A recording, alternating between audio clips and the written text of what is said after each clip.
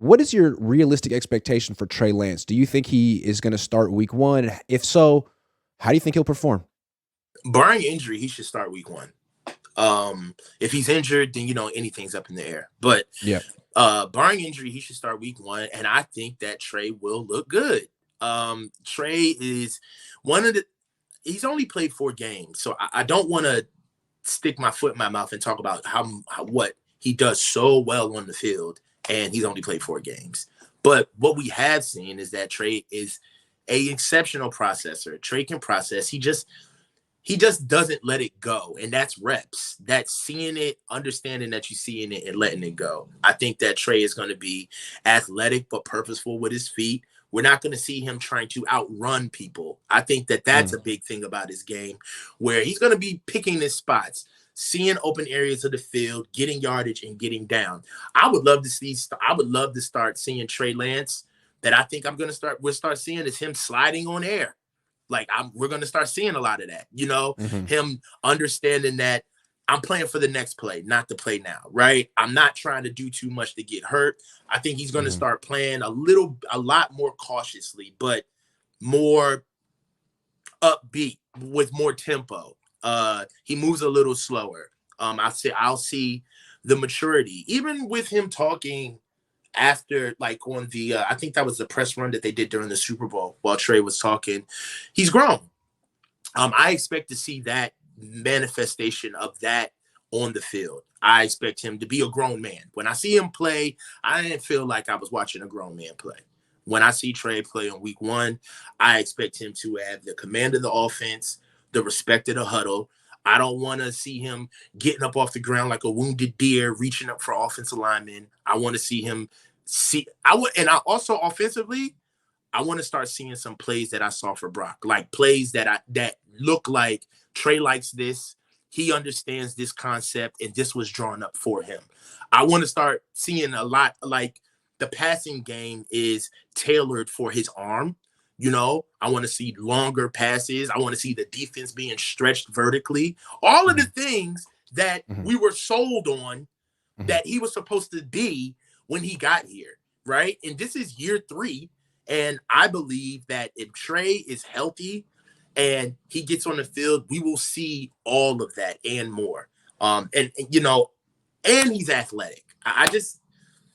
I'm frustrated at how we're hurting this kid's career, because I think he needs a real shot. So that's what I want to see on week one. I think, like we said, I think we talked about this months ago, Grant. I believe that Trey Lance will be the week one starter of the San Francisco 49ers in the 2023 season. He deserves to be the starter. I think so too. I mean, they bring in Sam Darnold. They're saying a lot of nice things about Sam Darnold. They're even going to let Sam Darnold compete for the job. That's great. But, Sam Darnold is a head case. He isn't good. He doesn't have confidence, and he doesn't know the offense. So maybe eventually he'll play, but I don't think he's going to be outplaying Trey Lance in preseason training camp. I could be wrong. I just don't think he's going to look good right away because he's not good and he doesn't know the offense. So I think Trey's going to start week one, and I think people don't talk about it that much, but not only has he not played with Kittle very much, he hasn't played with like Elijah Mitchell. Elijah Mitchell got hurt on his 6th carry week 1. Now there's Mitchell, Mason, and McCaffrey. I feel like what they can do while, he's sort of, which was the plan all along, while he's learning as a passer, run the freaking hell out of the ball. And they couldn't last year. Like, Mitchell went down immediately. They didn't have McCaffrey, and it was like Trey Lance and Jeff Wilson Jr. That was the rushing attack. Now it's not. And I think they should be able to run the ball as aggressively as Philly, as Chicago, with Trey in there. And it doesn't mean that he needs to be the focal point of the rushing attack. He could hand off a lot. But I think they could be running for 5+ yards a carry early in the season before their passing game gets, figures it out with Clint Kubiak and Trey. But I think early on, they could win games just running the ball. They didn't have the personnel to do that last year, but they're going to need all their guys to show up and be healthy week 1. And then we're going to see what they would. We have to see what they do with the rest of that O-line. That's something to bring up. Also, I'm going to be paying attention to how much Trey Lance is running the ball himself. Exactly. I want to, because things contextualize as the season goes on, right? So let's just say, let's put on our tinfoil hats. Let's say that they know when Brock is due to be back, right? And let's say in that time, Brock should be back by week 6. Let's give them best case scenario, week 6. All right. If Brock is back by week 6, and I don't put it past them to just run Trey into the ground and get some nasty wins until Brock gets back. That's what I don't want to see, right? Yeah. That's what they did last year. They ran him into the ground knowing Jimmy Garoppolo was waiting. I wouldn't be surprised if they did that again. So what I'm going to say is I think he starts week 1. I think they run a lot. Maybe he runs a little too much. And I think he wins. I think he's going to change some perceptions about him because all of a sudden he's going to play consecutive games. And I think he's going to win because he's going to have McCaffrey and Kittle. And frankly, I think it's hard to lose. We saw Jimmy win with those guys. Yeah. Jimmy played the best. Yeah. So I think Trey's going to play well and he's going to win. And I think, unfortunately, he's going to get hurt midseason. Yeah. Because it's nothing about him. But I mean, this is the 49ers. So that's my prediction with him. I think he's going to get hurt right around the time when either Brock might be coming back or they might turn it over to Darnold if they really don't want Brock to play without an offseason. I mean, that's Kyle's decision, not John's.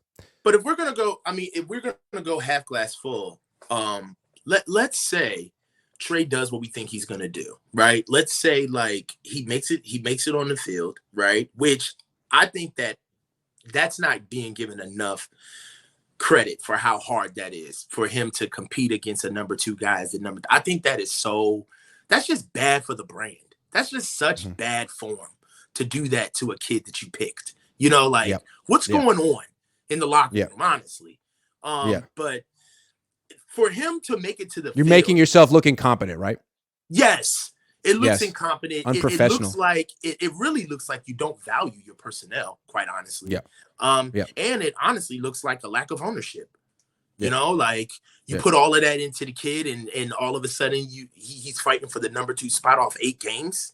Like, and he's fighting with Sam Darnold. Like we've seen Sam Darnold. Come on, man. It's not like you drafted someone else. Like you brought in like Blaine Gabbert 2.0, and now you're saying he could play well here. Like he's on his 3rd team. Kenny G says Darnold is not competing. Kyle is just saying that to stand on that. Trey earned it against Cabo. Click. The reps will tell it all. That'll be interesting. Yeah, but it's also and I do hear what Kenny is saying. Like that's why I reference like Kyle is talking to a lot of different people, and so is John. So he is talking to his locker room as well. He doesn't want to just double down on Trey because in a way, the locker room could be looking at Kyle like, man, we did that last year, bro. We doubled down on him. We said that he was the guy. And then he got hurt. So let's have a competition. Yeah. All right. So Kyle's like, all right, we'll bring in Sam Darnold, who, fits right in the Cabo crew, but Trey beat him out. Could happen. Or we could start hearing George Kittle, doing press conferences being like, man, Sam Darnold, he's so good. He is so good.